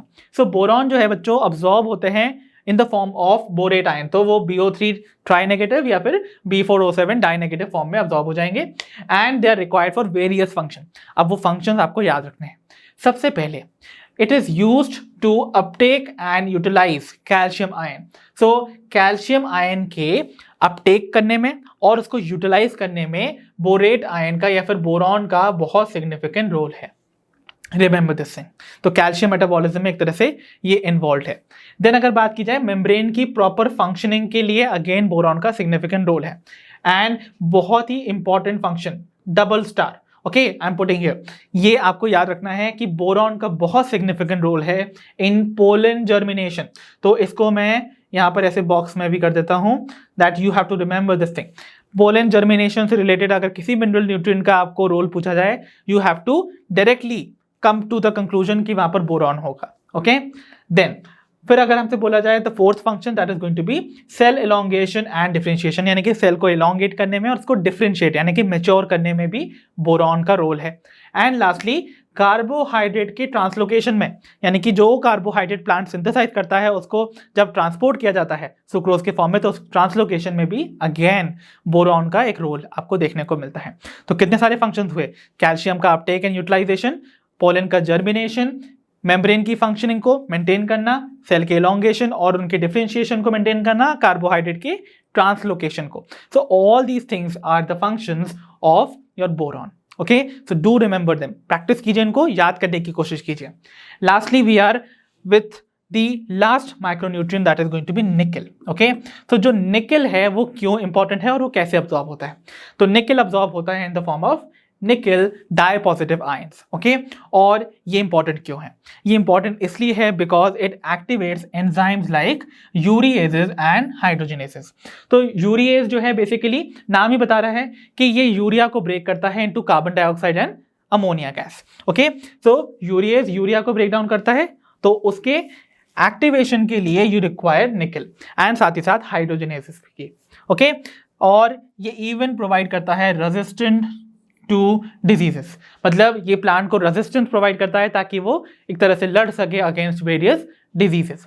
So I hope the role of various micronutrients आपको अच्छे से समझ आए होंगे। इन functions को आपको बार बार गो थ्रू करना है so that every time you go through them आपको वो याद होते रहें। ओके, तो बच्चों अभी तक हमने डिस्कस किया था the role of various macro and micro nutrients in the plant growth and development, कैसे सेवरल एसेंशियल एलिमेंट्स प्लांट की ग्रोथ एंड डेवलपमेंट में अपना डायरेक्ट रोल प्ले करते हैं।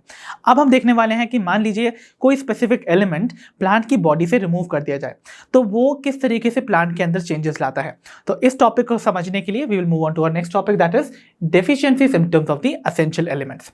तो इस टॉपिक की डेप्थ में जाने से पहले let us try to understand a term called critical concentration. तो क्रिटिकल कॉन्सेंट्रेशन क्या है बच्चों?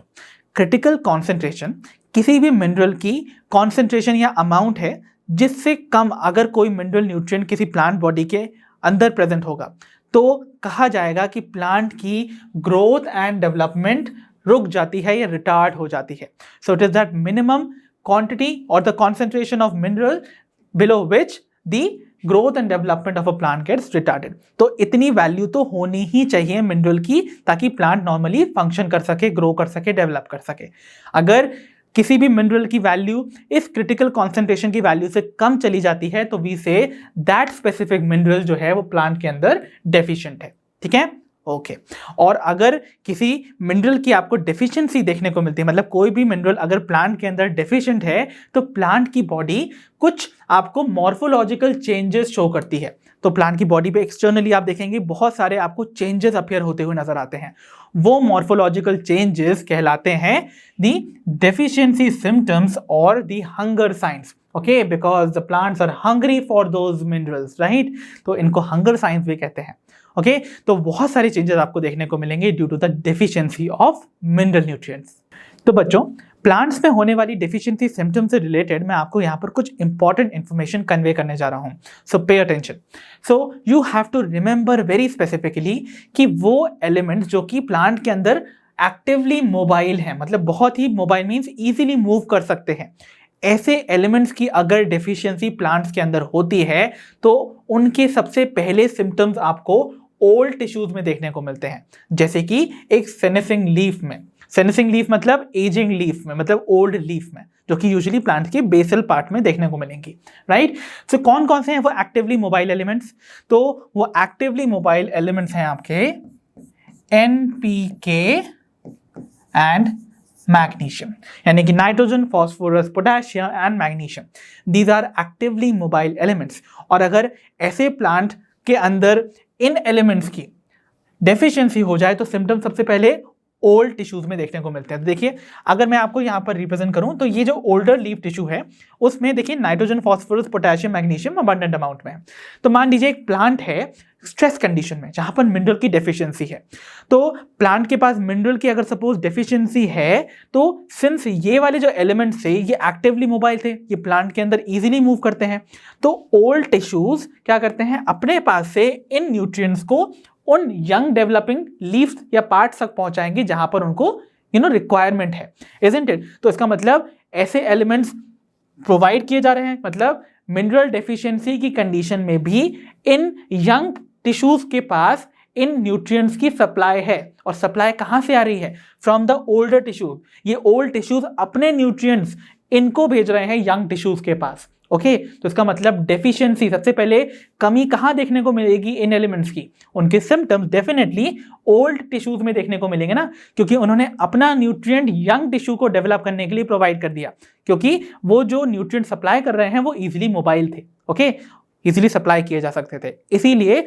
ओल्डर टिश्यूज अपने न्यूट्रिएंट की सप्लाई देने की वजह से सबसे पहले डेफिशिएंसी के सिम्टम्स शो करते हैं, एंड दैट इज व्हाई जो मोबाइल एलिमेंट्स होते हैं they are going to show deficiency symptoms only in the older parts of the plant at first, ठीक है, ओके। वाइल अगर ऐसे मिनरल एलिमेंट जो कि रिलेटिवली बहुत इमोबाइल है, मतलब वो ज्यादा मूव नहीं करते हैं, तो उनकी जो डेफिशिएंसी है वो आपको सबसे पहले ऑब्जर्व होती है यंगर टिश्यूज में। तो रिलेटिवली इमोबाइल एलिमेंट्स कौन कौन से होंगे? So remember, relatively immobile elements होते हैं आपके कैल्शियम एंड सल्फर, ओके। तो कैल्शियम एंड सल्फर नाम के जो इमोबाइल एलिमेंट्स है, क्योंकि ये इजीली मोबाइल नहीं है, मूव नहीं कर सकते, तो ओल्डर टिश्यूज इनको यंगर टिश्यूज को पहुंचा नहीं पाएंगे। तो ओल्डर टिश्यूज के पास तो फिर भी ये सफिशिएंट अमाउंट में होगा ना, तब भी इसको ये सप्लाई नहीं कर पा रहे हैं क्योंकि ये इमोबाइल एलिमेंट्स हैं, यानी कि मूव नहीं कर सकते। इसका मतलब डेफिशिएंसी कहाँ आएगी? क्योंकि ऑब्वियसली यंग पार्ट्स के पास ये एलिमेंट्स की सप्लाई हो नहीं पाएगी, and that is why deficiency symptoms जो है वो सबसे पहले इन एलिमेंट्स की आपको देखने को मिलेगी in the younger tissue. So remember, younger tissue में आपको जो डेफिशिएंसी सिम्टम्स पहले अपेयर करते हैं वो होते हैं due to the deficiency of immobile elements, और ओल्डर टिश्यूज में जो आपको डेफिशिएंसी सिम्टम देखने को मिलते हैं वो होते हैं due to the deficiency of highly mobile elements like nitrogen, phosphorus, potassium and magnesium. So I hope ये इंफॉर्मेशन आपको अच्छे से समझ आई है, बिकॉज एग्जामिनेशन में इन स्टेटमेंट्स पे क्वेश्चंस बनते हैं।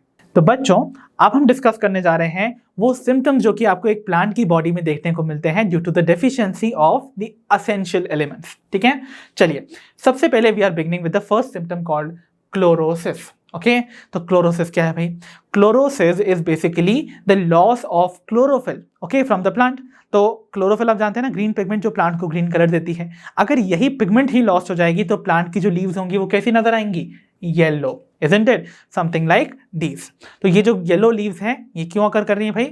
Due to chlorosis, okay. और ये जो क्लोरोसिस है ये अकर करती है due to the deficiency of 8 element जो कि आपके सामने यहाँ मेंशन्ड है। कौन कौन से हैं? Manganese, molybdenum, potassium, zinc, sulphur, iron, nitrogen and magnesium, ठीक है। तो देखिए, आपको समझने की कोशिश करनी है, how will you learn them? ये 8 एलिमेंट्स कैसे याद किया जाए भाई? तो आई have a trick for you. Simply आप इसको लर्न कर सकते हैं एज मनमोहन की जिंदगी से फेंकना मग, ओके। तो मनमोहन की जिंदगी से फेंकना मग से आप डायरेक्टली इन एलिमेंट्स को याद रख सकते हैं। सो it is just a trick ताकि आप इनको रिकॉल कर सकते हैं। You can make even better tricks as you like, okay. Then we move on to our second symptom, that is necrosis. So necrosis क्या है भाई? Necrosis is basically the sudden death of the tissue, especially in the leaves. Okay, तो specially leaves जैसे tissues में आपको ना कुछ कुछ जगहों पे टिश्यूज की डेथ नजर आएगी। तो वो जो सडन डेथ हो जाती है एकदम से, कैसे हुआ, क्यों हुआ, पता नहीं, वो सडन डेथ ऑफ टिश्यू जो है वो एक्चुअली रिप्रेजेंट करती है नेक्रोसिस, ओके। तो ये आकर कैसे करती है? Due to deficiency of elements like calcium, copper, potassium and magnesium. Okay, तो ये 4 एलिमेंट्स की डेफिशिएंसीज आपको देखने को मिलती है। अब इनको कैसे याद करें? तो नेक्रोसिस मैंने बोला ना, सडन डेथ है ना, क्या हुआ, क्यों हुआ, कैसे हुआ, पता नहीं ना, तो क्या, क्यों, कैसे, मगर हमें कुछ नहीं पता इसके बारे में, तो वही आपकी ट्रिक है। क्या, क्यों, कैसे, मगर से आप डायरेक्टली याद कर सकते हैं कि ये बेसिकली वो 4 एलिमेंट्स हैं जिनकी डेफिशिएंसी से नेक्रोसिस हो जाता है, सडन डेथ हो जाती है प्लांट के टिश्यू की। तो आपको यहाँ पर सर्टेन रीजन पे जो ब्राउन स्पॉट नजर आ रहे हैं, they are due to the loss of और simply the death of the tissue, जो कि लोकलाइज्ड है, इसीलिए आपको यहाँ पर ये सिम्टम्स नजर आते हैं एज पैचेस ऑन लीफ। तो इसी को हम कहते हैं नेक्रोसिस। ठीक है, then we have the third symptom that is inhibition of cell division. तो सेल डिवीजन ही रुक जाएगी। अब सेल्स डिवाइड नहीं करेंगे तो प्लांट ग्रो कैसे करेगा, राइट? तो आपको देखने को मिलती है प्लांट की स्टंटेड ग्रोथ। ठीक है, तो प्लांट की जो सेल डिवीजन है उनको इनहिबिट करने की जो प्रोसेस है वो बेसिकली क्यों अराइज कर रही है? Due to the deficiency of elements like molybdenum, nitrogen, potassium and sulphur. तो आप इसको सिंपली याद कर सकते हैं with the word monkeys. Okay, तो मन से आपका एमओ आ जाएगा, है ना, एन से आपका नाइट्रोजन, की से के आपका पोटेशियम एंड एस से आपका sulphur. And lastly we have delay in flowering. तो कई बार क्या होता है, कुछ एलिमेंट्स की डेफिशिएंसी से जो फ्लावर है वो डेवलप नहीं होते। इसका मतलब प्लांट अब मोस्टली अपनी वेजिटेटिव फेज में ही रहता है, वो फ्लावर्स ही प्रोड्यूस नहीं करता है। ओके, तो यहाँ पर आपको याद रखना है कौन से एलिमेंट्स की डेफिशिएंसी से फ्लावरिंग में आपको देरी नजर आएगी प्लांट की ग्रोथ में। So that is due to molybdenum, nitrogen and sulphur. तो आप इसको सिंपली मंकीज में से के हटा दीजिए, ऐसे भी याद कर सकते हो या फिर सिंपली मंथ्स से याद कर सकते हो, तो MONS। ओके, सो इस तरीके से आप वेरियस जो सिम्टम्स आपको प्लांट में नजर आते हैं due to deficiency of essential elements उनको याद रख सकते हैं, साथ ही साथ उनके एलिमेंट्स जो कि उनकी डेफिशिएंसी कॉज करते हैं। ओके, सो आई होप आपको समझ आया होगा regarding all these deficiency symptoms जो कि प्लांट में देखने को मिलते हैं। तो बच्चों, अभी तक हमने देखा था कि कैसे कुछ एलिमेंट्स की कमी होने की वजह से प्लांट्स अपने ऊपर कुछ मॉर्फोलॉजिकल चेंजेस शो करते हैं जिन्हें हम डेफिशिएंसी सिम्टम्स बुलाते थे। बट अगर हम एक कॉन्ट्ररी सिनेरियो ले लें जहां पर ऐसी कंडीशन अराइज हो कि कुछ न्यूट्रिएंट जो कि प्लांट की बॉडी बहुत ही कम अमाउंट में रिक्वायर करती है, मतलब उसकी डिमांड बहुत कम है एक प्लांट की बॉडी में, और वो ज़्यादा अमाउंट में प्रेजेंट हो, तो क्या होगा? ऐसे में प्लांट को अगेन नुकसान देखना पड़ेगा, राइट? तो मतलब प्लांट्स के लिए तो कंडीशन दोनों ही एंड्स पे जो है वो नुकसानदायक है। अगर कमी होती है किसी न्यूट्रिएंट की तो भी नुकसानदायक है, और अगर वो न्यूट्रिएंट एक्सेस अमाउंट में प्रेजेंट है तो भी नुकसानदायक है, खासकर कि वो न्यूट्रिएंट जो कि लेस अमाउंट में रिक्वायर्ड होते थे, राइट, जिन्हें हम माइक्रो न्यूट्रिएंट्स बुलाते हैं, राइट? तो माइक्रो न्यूट्रिएंट्स की डिमांड तो ऑलरेडी प्लांट के अंदर बहुत कम है। कितनी है भाई? It is less than 10 millimole per kilogram of dry weight, right? तो इतनी कम अमाउंट रिक्वायरमेंट है। और मान लीजिए एक एलिमेंट अगर इससे ज्यादा अमाउंट में प्रेजेंट है, इवन स्लाइटली एक्सेस अमाउंट में प्रेजेंट है, तो भी वो प्लांट के लिए टॉक्सिक साबित होता है। Okay, so addition of micronutrients by या in simply slightly excess amount becomes toxic to plants. ठीक है, तो इसी से हमको ये समझना है अपना next term that is called toxic concentration, या फिर हम कहते हैं क्रिटिकली टॉक्सिक कॉन्सेंट्रेशन क्या है। तो वो कॉन्सेंट्रेशन या वो अमाउंट ऑफ अ माइक्रोन्यूट्रिएंट जिसकी एडिशन से एक प्लांट के ड्राई वेट में 10% रिडक्शन हो जाए।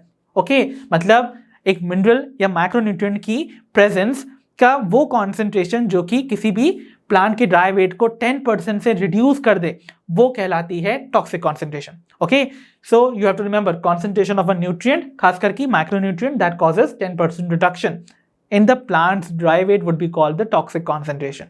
ठीक है, okay, and lastly we are left with another term that is called toxicity symptoms.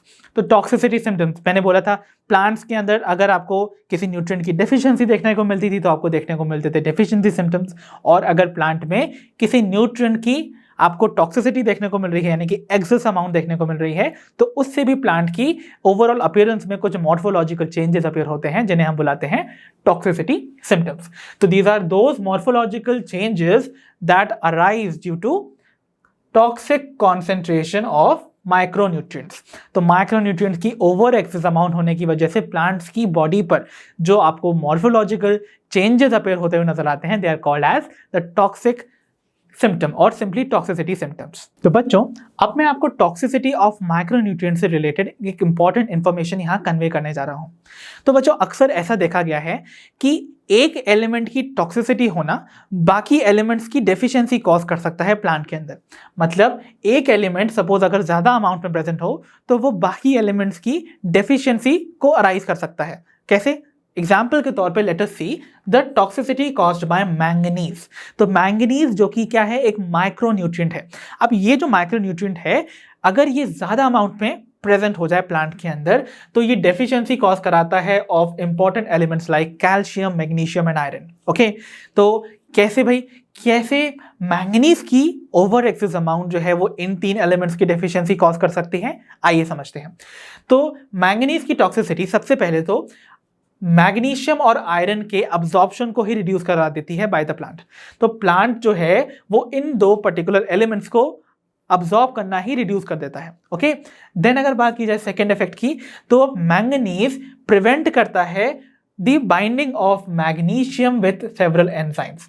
तो आपको पता ही है बच्चों, मैग्नीशियम जो है वो many of the plant processes में एंजाइम एक्टिवेटर है। मतलब आपको पता है ना, मैग्नीशियम जो है वो फोटोसिंथेसिस, रेस्पिरेशन में बहुत सारी एंजाइम कैटालाइज्ड रिएक्शंस को एक्टिवेट करता है ना, एंजाइम्स को एक्टिवेट करेगा। और अगर ये मैग्नीशियम ही एंजाइम से बाइंड नहीं हो तो एंजाइम एक्टिवेट नहीं होगा। एंजाइम एक्टिवेट नहीं होगा तो वो रिएक्शन इनकम्प्लीट रह जाएगी, और रिएक्शन इनकम्प्लीट रह जाएगी तो प्लांट की मेटाबॉलिक रिएक्शंस जो है वो रुक जाएंगी और प्लांट की ग्रोथ एंड डेवलपमेंट भी फाइनली रुक जाएगी। तो अगेन ये सब क्यों हुआ? Due to the deficiency of magnesium with the ना बाइंडिंग ऑफ एंजाइम, और वो कॉज हुआ due to the over excess amount of manganese. Thirdly, toxicity of manganese क्या करती है कि वो कैल्शियम आयन के ट्रांसलोकेशन को टुवर्ड्स द शूट टिप या शूट एपेक्स जो है उसको रिड्यूस कर देती है। मतलब कैल्शियम आयन का जो मूवमेंट है टुवर्ड्स द शूट टिप उसको रिड्यूस करने का काम किसकी वजह से हुआ है? That is due to excess of manganese in the plant body. तो आपको इन तीन बेसिक इफेक्ट जो कि मैंगनीज कॉज करता है ऑन द प्लांट बॉडी, उसकी वजह से इन तीन एलिमेंट्स की डेफिशिएंसी देखने को मिलती है। और अक्सर ही जो ये डेफिशिएंसी सिम्टम्स आपको नजर आते हैं ना ऑफ दीज थ्री एलिमेंट्स, वो हो सकता है वो मैंगनीज के टॉक्सिसिटी सिम्टम्स हो, है ना, ऐसा भी तो हो सकता है ना। Okay, so you have to remember. और कैसे पहचानोगे कि एक प्लांट के अंदर मैंगनीज की टॉक्सिसिटी हुई है? तो जो प्रोमिनेंट सिम्टम आपको नजर आता है वो जो कि रिप्रेजेंट करता है कि इस प्लांट में मैंगनीज की टॉक्सिसिटी हुई है, that is the appearance of brown spots surrounded by chlorotic veins. Okay, तो देखिए कैसे यहां पर एक प्लांट के लीफ को आपको नजर दिखाया जा रहा है, तो आपको यहां पर कुछ ब्राउन स्पॉट्स नजर आ रहे हैं और इन ब्राउन स्पॉट्स को सराउंड करते हुए आपको क्लोरोटिक वेन्स नजर आ रही है, यानी कि प्लांट की लीफ की वेन्स जो कि क्लोरोसिस शो कर रही है, मतलब उनकी येलोइंग हो गई है due to the loss of chlorophyll.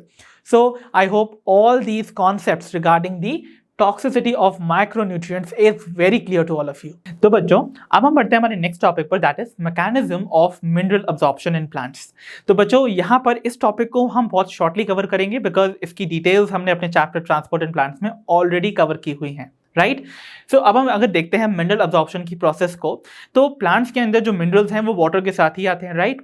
सो ये इनकी जो अब्जॉर्प्शन की प्रोसेस है इनको हम दो ब्रॉड कैटेगरीज में डिवाइड कर देते हैं, दो ब्रॉड फेजेस रादर, राइट। पहली फेज कहलाती है initial phase and the second phase is called the metabolic phase, right. So आइए देखते हैं दोनों फेजेस में क्या डिफरेंस है। इनिशियल फेज में क्या होता है, जो मिनरल्स हैं वो प्लांट के अंदर अब्जॉर्ब होते हैं into the cell wall of the plant cells, right. तो यहां पर क्योंकि मूवमेंट जो है मिनरल आयन का वो प्लांट की सेल वॉल के थ्रू होना है, यानी कि कौन से पाथवे के थ्रू?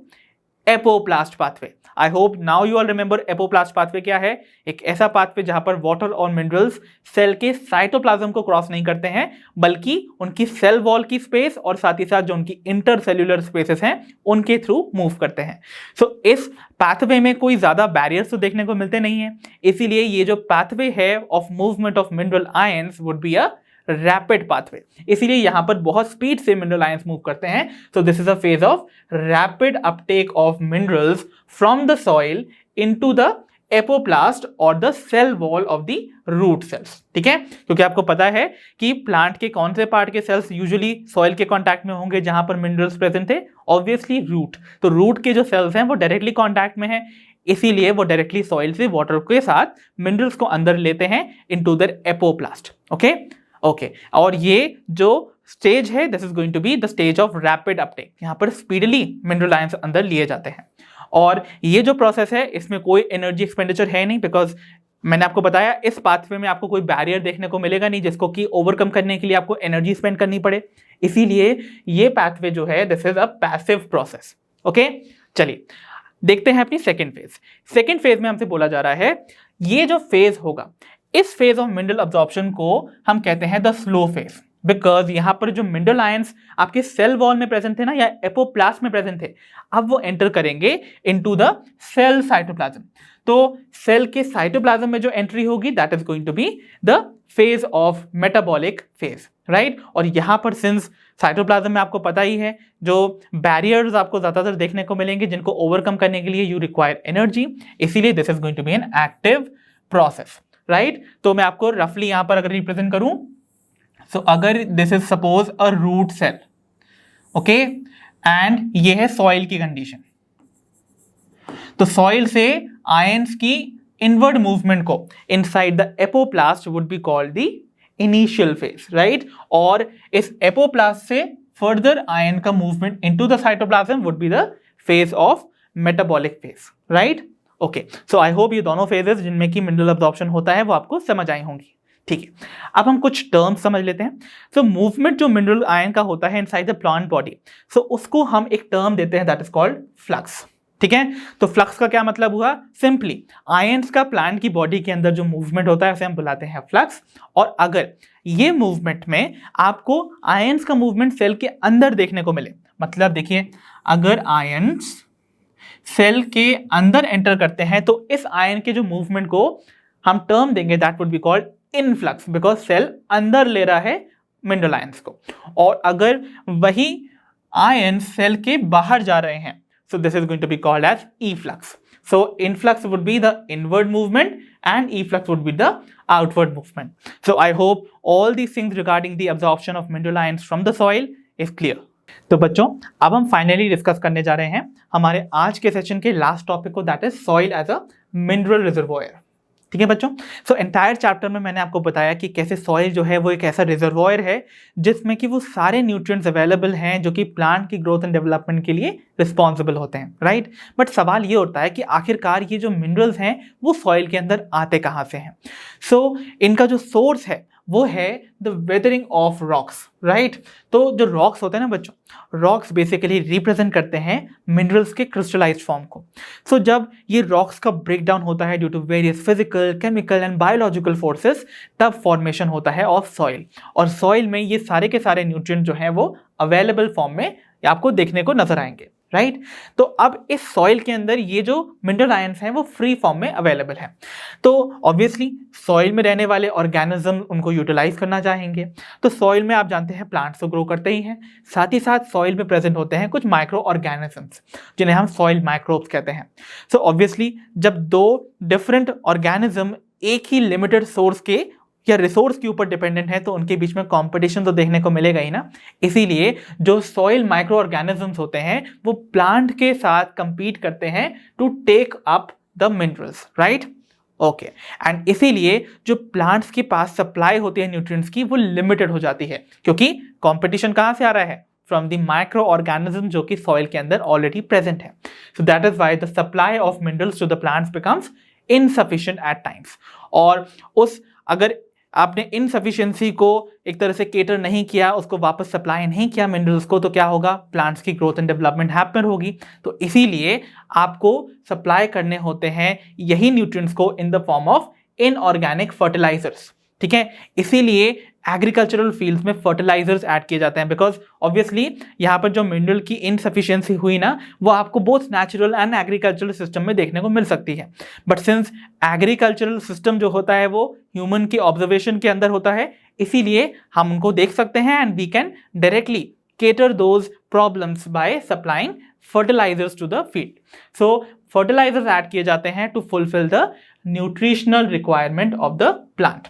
So I hope आपको समझ आए होंगे कि कैसे various nutrients जो हैं वो soil के अंदर आते हैं और कैसे different organisms के बीच में competition होने की वजह से plants के पास इन रिसोर्सेज की या मिनरल रिसोर्सेज की एक डेफिशिएंसी अराइज हो जाती है, जिनको केटर करने के लिए we have to supply inorganic fertilisers.